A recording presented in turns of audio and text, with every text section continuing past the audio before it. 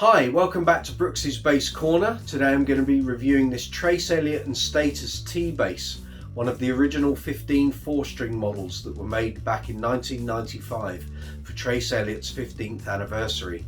Before I do the review, if you're enjoying the videos and reviews on the channel, please hit the subscribe button below.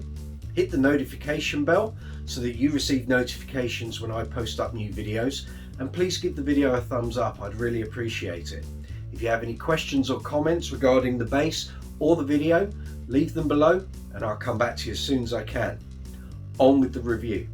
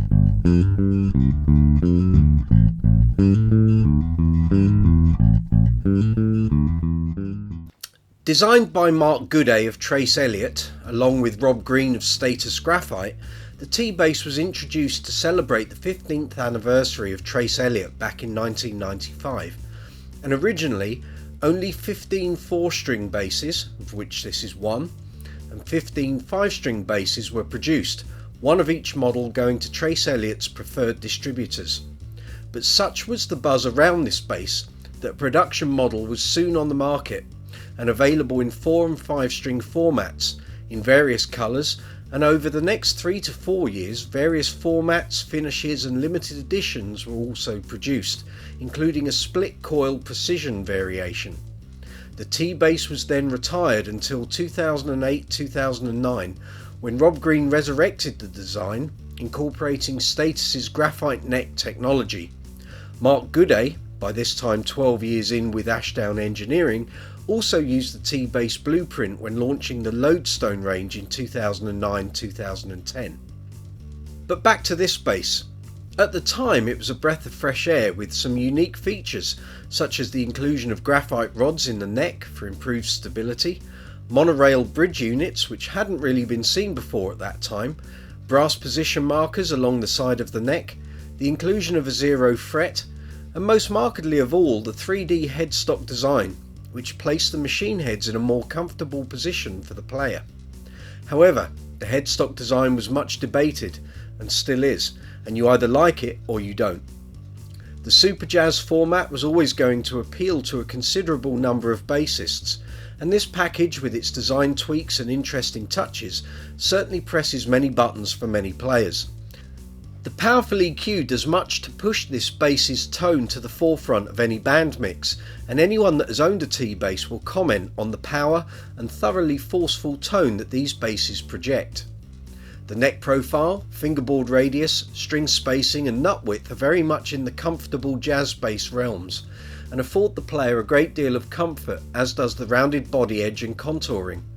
Comparing this bass with the production models from 1996 onwards, the production models were slightly thicker in the depth of the body and felt a little more slab-like, although they were afforded all the standard contouring and chamfering that you would expect to find on any modern bass. The volume controls are of the notched status variety, so small changes can be made as the volume control clicks as it's turned, and the bass and tone controls both feature center détente. Many players assume that the EQ bypass switch either switches the bass into passive mode or active mode, but this isn't the case.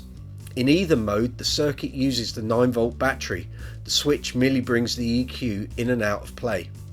I've used this bass for almost 20 years in many different musical situations, and it has covered a lot of musical ground with a great deal of success. It responds to any playing technique you wish to employ, and its traditional, refined looks have a modern edge, despite now being 26 years old, and doesn't look out of place in any situation. Despite the active EQ, it is possible to draw old school woody tones out of the T-bass.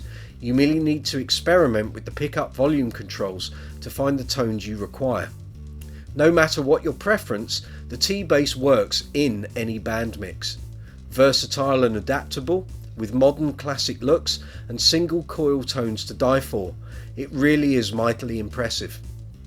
If you enjoyed this review, please hit the subscribe button below, hit the notification bell so that you receive notifications when I post up new videos, and please give the video a thumbs up, I'd really appreciate it.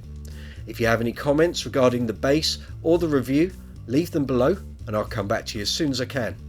Look forward to seeing you here again on Brooksy's Bass Corner.